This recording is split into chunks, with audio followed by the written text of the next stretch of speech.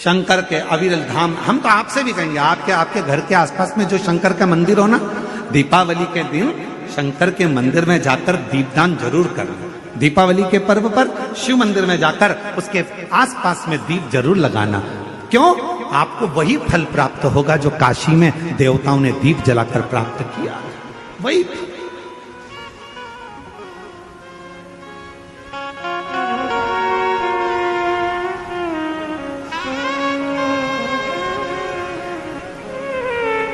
भगवान शंकर की अविरल भक्ति को धारण,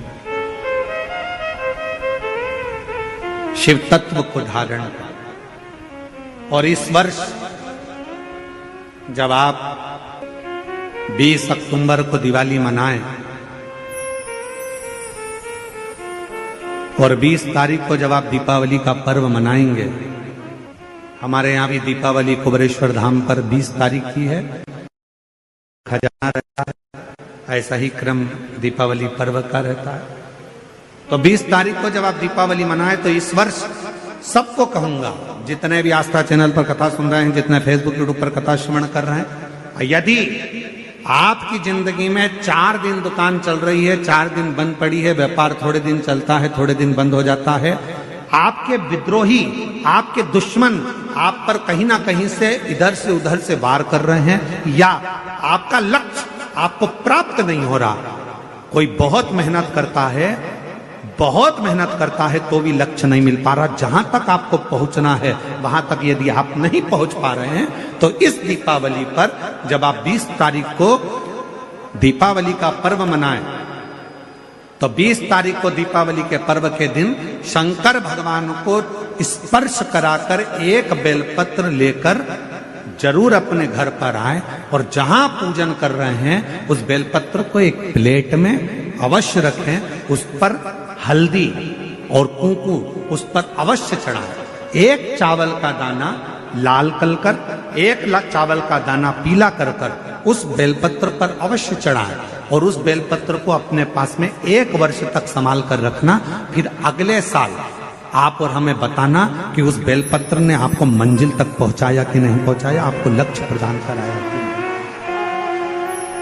कई लोग रहते हैं, बहुत मेहनत करते हैं, बहुत परिश्रम करते हैं, सब चाहते हैं कि ये व्यक्ति इतने स्थान पर बैठे, इसको ये पद मिलना चाहिए, इसको ये कुर्सी मिलना चाहिए, इसको ये जगह मिलना चाहिए, इसको वहां तक पहुंचना चाहिए, इस व्यक्ति को तो इस पद पर पहुंचना चाहिए पर नहीं पहुंच पाता, इस व्यक्ति को तो वहां तक पहुंचना है पर ये नहीं पहुंच पाता। एक बेलपत्र का प्रयोग कर देते, अगले वर्ष बात करेंगे कि मेरे भोलेनाथ ने आपका हाथ पकड़कर आपको उस मंजिल तक भेजा कि नहीं भेजा।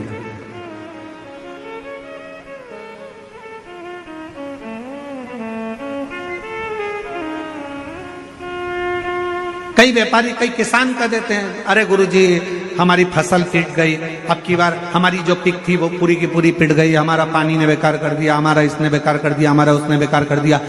बेचारा किसान कर्जे में होता चले जाता है, तकलीफ में होता चले जाता है। हम उनसे भी कहेंगे एक बार प्रयोग कर देखिए, एक बेलपत्री का दीपावली की रात्रि को, और अब की बार दीपावली का पर्व 20 अक्टूबर को जो मनाया जा रहा है, 20 अक्टूबर दीपावली पर्व के दिन एक बार प्रयोग कर देखिए कि वो बेलपत्र शिव जी को लगाया हुआ। क्यों?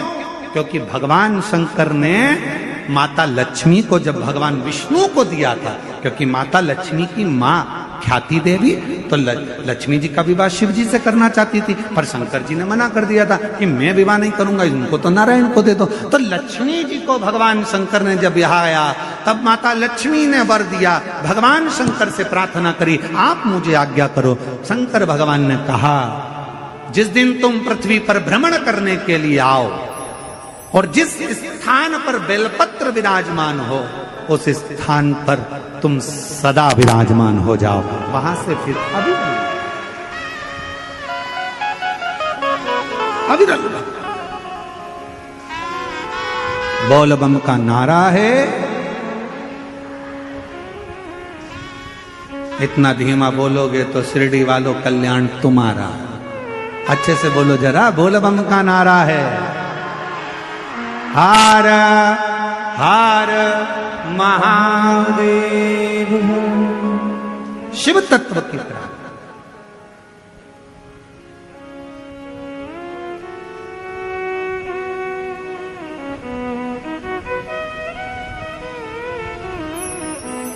भगवान देवादिदेव महादेव के दरवाजे पर दीप अवश्य।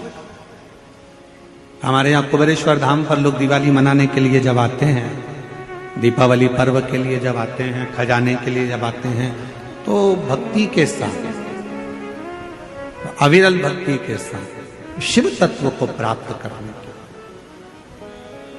और शिव क्या ना दे, भगवान शंकर क्या ना दे, उसके स्पर्श मात्र राख का हो जाता है, स्पर्श मात्र एक भभूत का हो जाता है, तो वो भस्म भी करोड़ों का धन बन जाता है। वो भस्म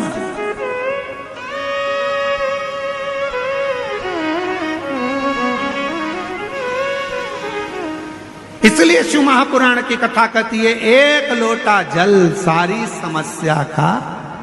जब भगवान के मंदिर जाना चालू कर देते हैं, तो दूसरे जो धर्म के लोग होते हैं वो उनकी खिल्ली उड़ाना प्रारंभ कर देते। ये आ गई धर्मात्मा, ये आ गई शिवर वाला महाराज की चेली, ये आ गई शंकर जी का भजन करने वाली, ये आ गई चंदन का तिलक लगाने वाली, ये आ गई त्रिपुंड खींचने वाली।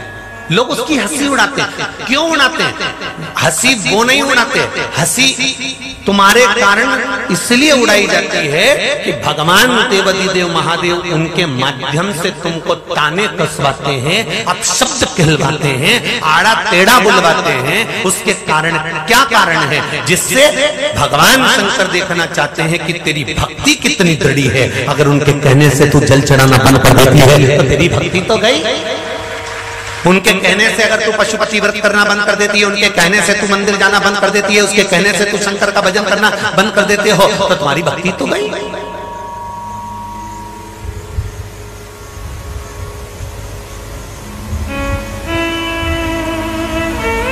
मीराबाई को कितने ताने देते थे। गांव का लोग मने बावरी बतावे, साथरी सहेली मारी हंसी उड़ावे। साथ में रहने वाली सहेलियां भी हंसी उड़ाती हैं। गवर्नमेंट का जॉब करने वाला शिक्षक, गवर्नमेंट का जॉब करने वाला बैंक कर्मचारी, गवर्नमेंट का जॉब करने वाला एक मंत्री संतरी कलंतरी, गवर्नमेंट का जॉब करने वाला एक ऑफिसर, गवर्नमेंट का जॉब करने वाला एक पुलिसकर्मी, गवर्नमेंट का जॉब करने वाला एक डॉक्टर, गवर्नमेंट का जॉब करने वाला एक इंजीनियर, जब अच्छे ओहदे पर पहुंच जाता है तो मंदिर जाने में उसको शर्म सी महसूस होती है, पर यह महसूस नहीं कर पाता कि अंत कितना बुरा हो सकता है। उसको संभालने के लिए मंदिर का चौखट जरूरी है।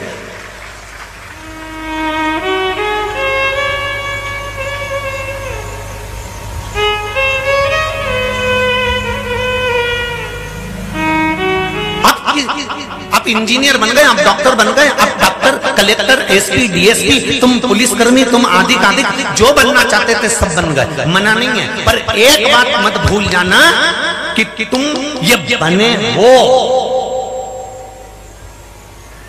कलेक्टर तुम बने हो, एसपी तुम बने हो, डीएसपी तुम बने हो, पुलिस तुम बने हो, डॉक्टर तुम बने हो, इंजीनियर तुम बने हो, मंत्री तुम बने हो, संतरी तुम बने हो, बड़े से बड़े मिनिस्टर तुम बने हो। बने हो का मतलब जानते हो? बने हो का मतलब जानते हो? तुम्हें बनाया गया है, और बनाने वाला कोई दूसरा नहीं होता। बनाने वाला ये मनुष्य है जिसने तुमको इस ओहदे पर लाकर बिठा दिया। तुम बने हो, पर सनातन धर्म में तुम्हें सनातनी बनाने की जरूरत नहीं पड़ती। जिस दिन तुम माँ के गर्भ से भारत की भूमि पर जन्म लेते हो, उस दिन से तुम सनातन बनकर पैदा हो जाते हो। उसमें बनाने की जरूरत नहीं है, तुम सनातनी हो और रहोगे। अब उसमें क्या सोचना, तुम जिस देवता को मानते हो, चाहे गणेश जी को मानो, राम जी को मानो, शंकर जी को मानो, भवानी को मानो, दत्त को मानो, तुम जिस देव को मानते हो उस देव की शरणागति जाने में शर्म महसूस नहीं करना चाहिए। भगवान की चौखट पर जाने में शर्मता नहीं आना चाहिए। वहां जब तुम कितने बड़े पद पर पहुंच गए और उतने बड़े पद पर पहुंचने के बाद जब तुम परमात्मा की शरण में जाते हो तो ये निश्चित है कि तुम लाखों लोगों को ये प्रेरणा देते हो कि देखो वो डॉक्टर होकर मंदिर रोज जाता है, वो इंस्पेक्टर होकर मंदिर रोज जाता है, वो कलेक्टर होकर मंदिर रोज जाता है, वो एसपी होकर मंदिर रोज जाता है। तुम हजारों लाखों लोगों को प्रेरणा प्रदान करते हो कि ये प्रेरणा दी जाए।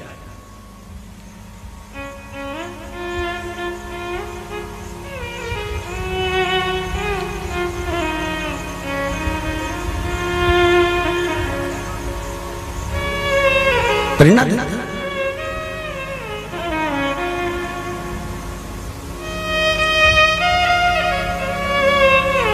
वो प्रेरणा हमें सुख का भान कराती है।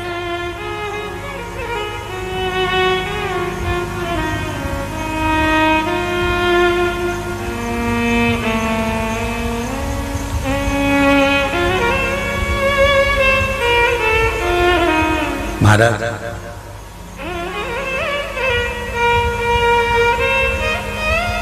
भारत की भूमि के वर्तमान पीएम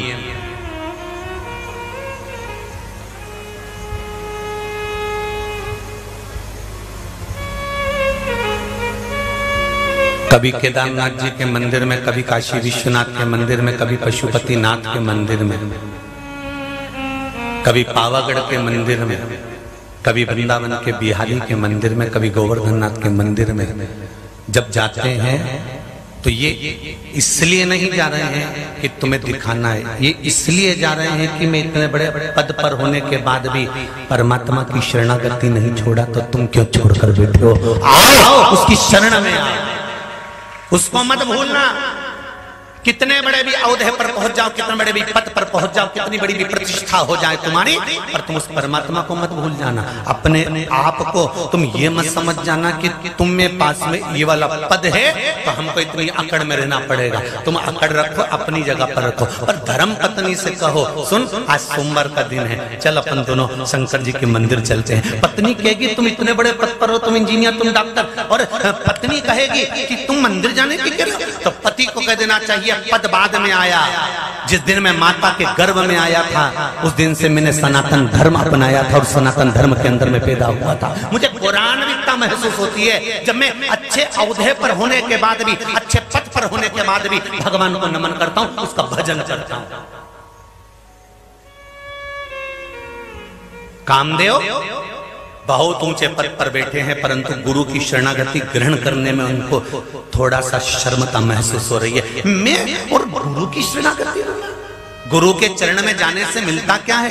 क्या होता है गुरु के चरण पकड़ लेने से? क्या होता है गुरु की शरणागति ग्रहण कर लेने से? क्या होता है गुरु घर के टिक्कड़ खा लेने से? क्या होता है गुरु के घर की मात्र खिचड़ी को, प्रसाद को पा लेने से? क्या होता है गुरु के दरवाजे का मात्र जल पी लेने से? क्या होता है गुरु के चरणों की रज को मस्तक चढ़ा लेने से?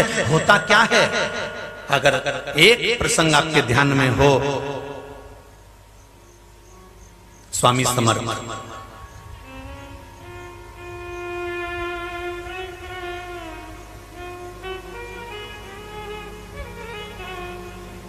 स्वामी समर्थ जी के एक शिष्य थे। महाराष्ट्र में, मराठवाड़ा में आप कभी जाएंगे तो आपको लिखा हुआ मिलेगा स्वामी समर्थ होटल, स्वामी समर्थ कृपा, स्वामी समर्थ। स्वामी समर्थ वो सतगुरु एक दिन अपने शिष्य से कहते हैं जाओ थोड़ी भिक्षा लेकर आओ, भूख लग रही है, जाइए। स्वामी समर्थ भेज रहे हैं अपने शिष्य से।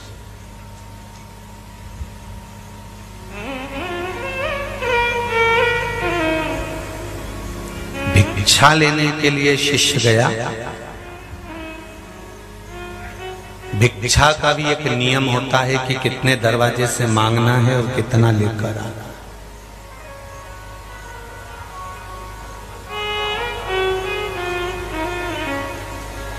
भिक्षा लेने चले, 4 दरवाजे से भिक्षा मांगने के बाद में 5वें दरवाजे पर पहुंचे और 5वें दरवाजे पर उन्होंने अलग जगाई, जय श्री स्वामी समर्थ भिक्षाम दे। जय श्री स्वामी समर्थ भिक्षाम दे। जय श्री स्वामी समर्थ भिक्षाम दे। अंदर एक तांत्रिक बैठा हुआ था। भिक्षा मांगने वाले को यह नहीं मालूम था कि अंदर कोई तांत्रिक बाबा है। तांत्रिक बाहर आ गया, आकर चिल्लाया, तुझे शर्म नहीं आती? मेरे दरवाजे पर खड़ा है और स्वामी समर्थ की जय कर रहा है।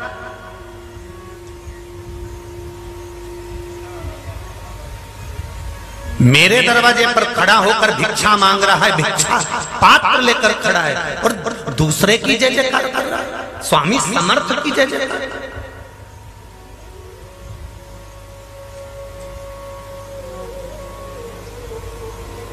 भिक्षा मांगने वाले ने कहा, जिस गुरु की शरणागति में रहता हूं उसी गुरु का तो नाम लेता हूं, उसमें शर्म क्या करना। जिसके दरबार से आपको मिले थोड़ी भी झोली अगर खुशी की भर दे, उस दरबार का नाम 50 जगह पर लेकर बता देना कि मुझे उस परमात्मा ने दिया है। मैं गई थी, उज्जैन में गई थी कुबेरेश्वर धाम, और बाबा ने मेरी सुन ली और मुझे प्राप्त हो गया। तो क्यों झूठे कहने में।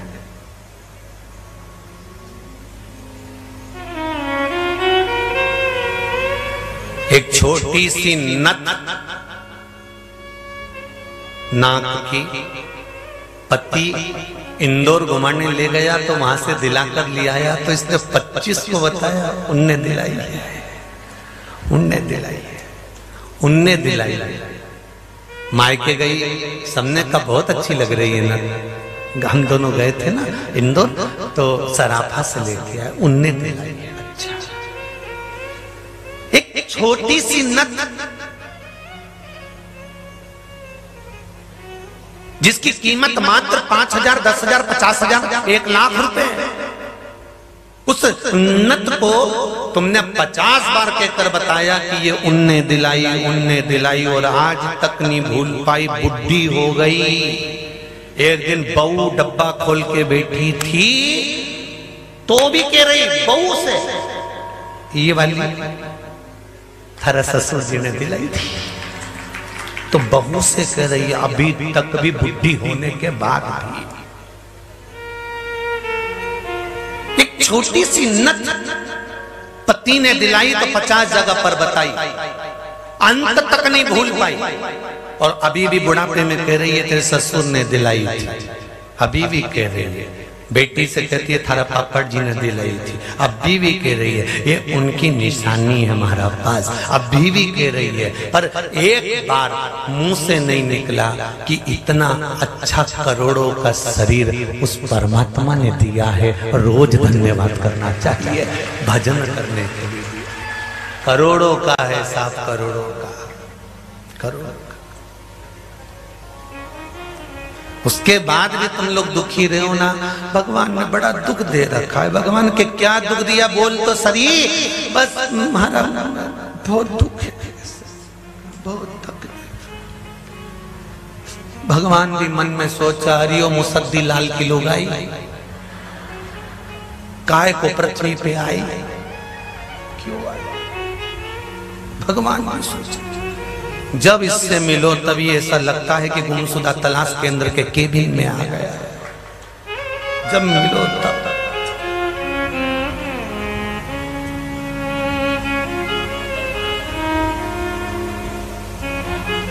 दुख भी होना। आपको पहले भी कथा में कहा, अगर दुख है ना तो भी शंकर जी के मंदिर में खुश होकर जाना, प्रेम से स्माइल देकर एक लोटा जल चढ़ा कर आना। शंकर भगवान भी टेंशन में पड़ जाएंगे, इतना कर्जा, इतनी तकलीफ, इतना दुख, उसके बाद भी खुश होकर पानी चढ़ा देना। और नियो समझ में तो प्रैक्टिकल कर कर देखना, कर्जा भी हो जाए, दुकान नहीं भी चले, परेशानी पर परेशानी चल रही हो, तकलीफ पर तकलीफ चल रही हो, सारे खानदान को मालूम है कि ये दुखी है, उसके बाद भी घर की सबसे सुंदर सुंदर साड़ियां निकाल के पहनना चालू कर दो, सिर पे पल्लू लेना चालू कर दो और शंकर के मंदिर जाना चालू कर दो। सारे घर के लोग टेंशन में हो जाएंगे और इनके मुंह पे एक बात जरूर आ जाएगी कि ये जमाने भर में रोती फिरती है पर इनके पास जरूर कुछ ना कुछ तो है। मतलब वो टेंशन में रहेंगे, ऐसा क्या है, ऐसा है क्या इसके पास कि ये हमेशा खुश दिखती है? जब मंदिर जाए, जब चकाचक जाए, रोज नई साड़ी पहन के जाए, मोहल्ले की माताएं तो ऐसी चले जाए, उठता से मुंडा धोए चने धोए, और ये तो जब जाए न तैयार हो गए। टेंशन क्या है? एक बार घूमने के लिए अकबर वृंदावन चले गए, और अकबर वृंदावन गया तो वृंदावन के पंडाओं ने सोचा अकबर आ रहा है, राजा आ रहा है, राजा आ रहा है, राजा आ रहा है, इतना बड़ा राजा आ रहा है। जब हम उसको वृंदावन में यमुना जी का पूजन कराएंगे, जब हम उसको भगवान का मंदिर का दर्शन कराएंगे, जब हम उसको ब्रज की दज का दर्शन कराएंगे, तो अकबर जाते जाते, राजा जाते जाते दक्षिणा अच्छी देकर जाएगा, कुछ दक्षिणा बहुत अच्छी देकर जाएगा, ये निश्चित है। और सारे ब्रज के पंडाओं ने तैयारी कर ली, और राजा आया, और ब्रज का एक पंडा आगे आया, और उसने यमुना जी का पूजन कराया।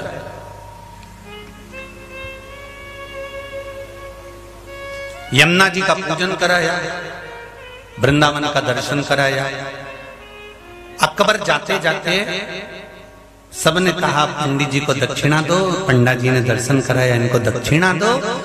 तो अकबर थोड़ी सी खिल्ली उड़ाने के चक्कर में एक ब्राह्मण की अकबर ने एक खोटा सिक्का नीचे पड़ा हुआ था, जो किसी काम का नहीं था, जिसके अक्षर तक गल चुके थे, ऐसा खोटा सिक्का उठाकर अकबर ने उस पंडित जी को दे दिया। पंडा जी के हाथ में दिया, पंडा जी ने चुपचाप से ले जाकर खोल कर देखा तो अकबर ने खोटा सिक्का दे दिया। पंडित जी ने सोचा दे दिया तो क्या हुआ, पर यह बात मैं किसी को नहीं बताऊंगा कि राजा होकर उसने मुझे खोटा सिक्का दिया, और उसने छुपा के जेब में रख लिया। दोस्तों ने पूछा तुझे क्या देकर गया है? इतने में पंडा जी ने कह दिया ऐसी चीज देके चले गया कि जिंदगी में कभी किसी के पास नहीं होगी, ऐसी चीज देकर गया है। मेरे को ऐसी चीज देकर गया है जो जिंदगी भर खत्म नहीं होगी, मुझे ऐसी चीज देकर गया है जो जिंदगी भर खर्च नहीं होगी, ऐसी चीज देकर गया है मैं बता नहीं सकता। अब तो पूरे वृंदावन में खबर हो गई। अकबर अपने नगर में पहुंच गया। नगर में पहुंचते से ही धीरे धीरे 15 दिन, 20 दिन, 6 महीने में खबर अकबर की रानी के पास पहुंच गई। और अकबर की रानी ने राजा से कहा सुनो, इधर आओ। बोलो बेगम क्या हो गया? उस आखिर तुम्हारे पास में तुमने मुझसे क्या छुपा कर रखा था वो बताओ। अकबर ने कहा तुमसे तो कोई बात छुपी नहीं। सबसे कीमती चीज जो कभी नहीं खर्च होगी उसे कोई खर्च ही नहीं कर सकता।